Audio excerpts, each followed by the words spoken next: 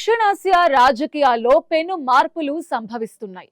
ఒకవైపు ఇరాన్ అగ్రనేత ఖమేనీ మరణం పాకిస్తాన్ ని కుదిపేస్తుంటే, మరోవైపు ఆఫ్ఘనిస్తాన్తో సరిహద్దు వివాదం యుద్ధానికి దారితీసింది. పాకిస్తాన్, ఆఫ్ఘనిస్తాన్ మధ్య దశాబ్దాలుగా నలుగుతున్న డ్యూరన్ లైన్ వివాదం ఇప్పుడు చిలికి చిలికి గాలివానలా మారింది.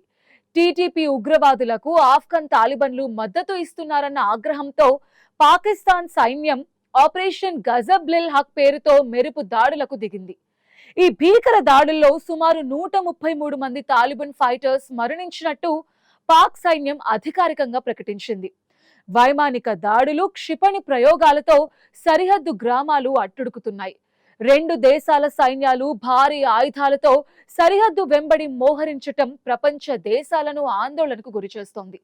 ఈ ఉద్రిక్తతల నేపథ్యంలో అమెరికా అధ్యక్షుడు డొనాల్డ్ ట్రంప్ చేసిన వ్యాఖ్యలు ఇప్పుడు అత్యంత కీలకంగా మారాయి.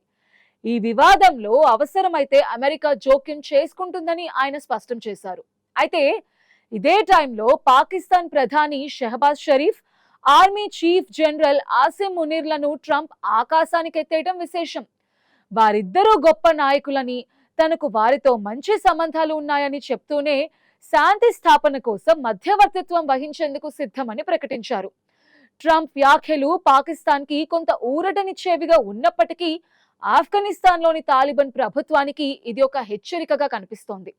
2611 కిలోమీటర్ల పొడవైన సరిహద్దు రేఖని ఆఫ్ఘనిస్తాన్ గుర్తించకపోవడమే ఈ గొడవలకి అసలు కారణం. ఒకవేళ యుద్ధం ముదిరితే అది ఇరు దేశాల ఆర్థిక వ్యవస్థలని మరింత దెబ్బతీస్తుందని విశ్లేషకులు హెచ్చరిస్తున్నారు. అమెరికా ఒకవేళ ఈ యుద్ధంలో ఎంట్రీ ఇస్తే సిచ్యువేషన్ ఏ విధంగా మారుతుందన్నది చూడాలని అంటున్నారు పరిశీలకులు. పాక్ ఆఫ్ఘన్ సరిహద్దుల్లో యుద్ధ మేఘాలు కమ్ముకున్న వేళ రష్యా సైతం ఈ పరిణామాలపై తీవ్రంగా స్పందించింది. రష్యా విదేశాంగ మంత్రిత్వ శాఖ అధికార ప్రతినిధి మారియా జఖరోవా మాట్లాడుతూ, రెండు మిత్ర దేశాల మధ్య సాయుధ పోరాటం పెరగటం అత్యంత ప్రమాదకరమని హెచ్చరించారు. వెంటనే దాడులు ఆపి దౌత్య మార్గాల్లో చర్చలు జరపాలని రష్యా కోరింది. ఆఫ్ఘనిస్తాన్ కోసం క్రెమ్లిన్ ప్రత్యేక ప్రతినిధి జమీర్ కాబులోవ్ సైతం ఇరు దేశాలు సంయమనం పాటించాలని విజ్ఞప్తి చేశారు. సరిహద్దుల్లో యుద్ధ విమానాలు, భారీ ట్యాంకులను మోహరించడం వల్ల సామాన్య ప్రజలు బలి కావాల్సి వస్తోందని ఆందోళన వ్యక్తం చేశారు. నిజానికి పాకిస్తాన్ చేపట్టిన ఆపరేషన్ గజబ్-లిల్ హక్ లక్ష్యం కేవలం ఉగ్రవాదులు మాత్రమే కాదని, తాలిబాన్ ప్రభుత్వానికి గట్టి సంకేతం పంపడమేనని తెలుస్తోంది. సరిహద్దు గ్రామాలపై జరుగుతున్న దాడుల వల్ల వందలాది కుటుంబాలు నిరాశ్రయులవుతున్నాయి. అంతర్జాతీయ సమాజం విజ్ఞప్తి చేస్తున్నా అటు పాక్ సైన్యం కానీ, ఇటు తాలిబాన్ ఫైటర్స్ కానీ వెనక్కి తగ్గటం లేదు. ఈ తరుణంలో డొనాల్డ్ ట్రంప్ మధ్యవర్తిత్వం చేస్తానని ముందుకు రావటం ఏషియా రాజకీయాల్లో హాట్ టాపిక్ గా మారింది. పాకిస్తాన్ నాయకత్వాన్ని పొగడటం ద్వారా ట్రంప్ ఆ దేశాన్ని తన దారిలోకి తెచ్చుకోవాలని చూస్తున్నారా, లేక నిజంగానే శాంతిని ఆశిస్తున్నారా అనేది ఇప్పుడు పెద్ద ప్రశ్న. గతంలో ఆఫ్ఘాన్ నుంచి అమెరికా సైన్యం వైదొలిగిన తర్వాత అక్కడ తాలిబాన్ల రాజ్యం ఏర్పడింది. ఇప్పుడు మళ్ళీ ట్రంప్ అధికారంలోకి రావటం, ఈ ప్రాంతంపై పట్టు కోసం ప్రయత్నించటం అంతర్జాతీయంగా ఆసక్తి రేపుతోంది. అగ్రరాజ్యాల జోక్యం లేనిదే ఈ సరిహద్దు జ్వాలలు ఆరేలా కనిపించడం లేదు. రష్యా, అమెరికా వంటి దేశాలు రంగంలోకి దిగితే తప్ప పాక్ ఆఫ్ఘన్ సరిహద్దుల్లో శాంతి నెలకొనటం కష్టమే. మరోవైపు ఇరాన్ సుప్రీం లీడర్ ఖమేనీ హత్య ఉదంతం తర్వాత పాకిస్తాన్లో షియాల ద్వారా భారీ విధ్వంసం జరిగింది. ఖమేనీ మరణాన్ని నిరసిస్తూ కరాచీలో నిర్వహించిన ఆందోళనలు తీవ్ర హింసాత్మకంగా మారాయి. ఆదివారం రోజున వేల సంఖ్యలో నిరసనకారులు కరాచీలోని అమెరికా కాన్సులేట్ ని ముట్టడించేందుకు ప్రయత్నించారు. భద్రతా వలయాన్ని ఛేదించి లోపలికి చొచ్చుకెళ్లేందుకు నిరసనకారులు ప్రయత్నించడంతో కాన్సులేట్ లోని అమెరికా సెక్యూరిటీ బలగాలు కాల్పులు జరిపాయి. ఈ ఘటనలో 12 మంది ప్రాణాలు కోల్పోగా 30 మందికి సీరియస్ గాయాల పాలయ్యారు. ఈ ఘటన పాకిస్తాన్ లో ప్రకంపనలు సృష్టిస్తోంది. షియా ముస్లిం సంఘాలు నిర్వహించిన ఈ ర్యాలీలో అమెరికాకి వ్యతిరేకంగా పెద్ద ఎత్తున నినాదాలు మిన్నంటాయి.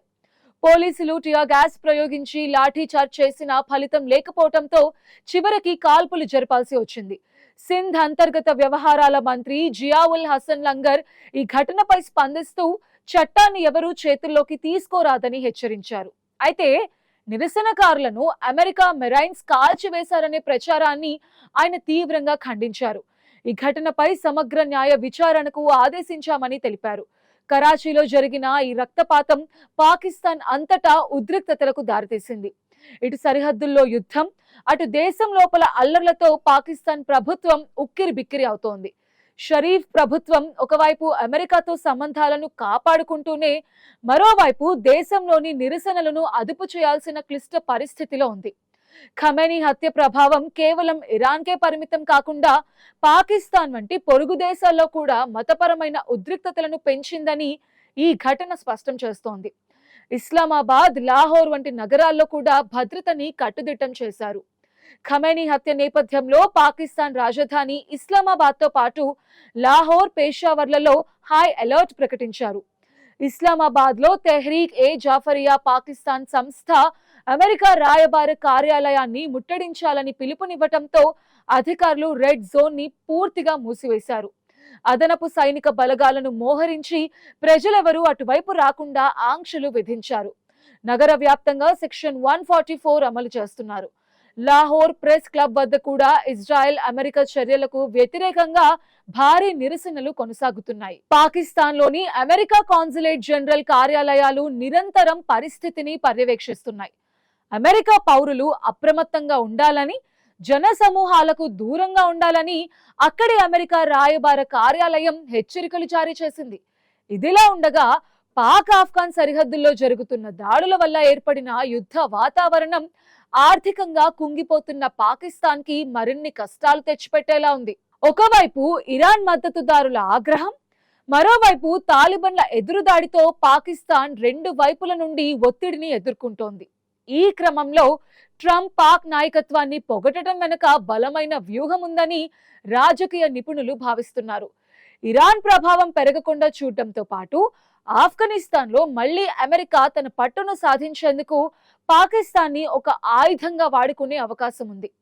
మొత్తానికి ఏషియా గడ్డపై అగ్రరాజ్యాల ఆట మళ్లీ మొదలైంది. పాక్ ఆఫ్ఘాన్ సరిహద్దుల్లో తుపాకుల మోత తగ్గుతుందా లేదా అనేది అమెరికా, రష్యా దేశాల తదుపరి అడుగులపై ఆధారపడి ఉంటుంది. ప్రస్తుతం ఉన్న పరిస్థితుల్లో ఈ యుద్ధ జ్వాలలు ఇప్పుడిప్పుడే ఆరేలా కనిపించడం లేదు.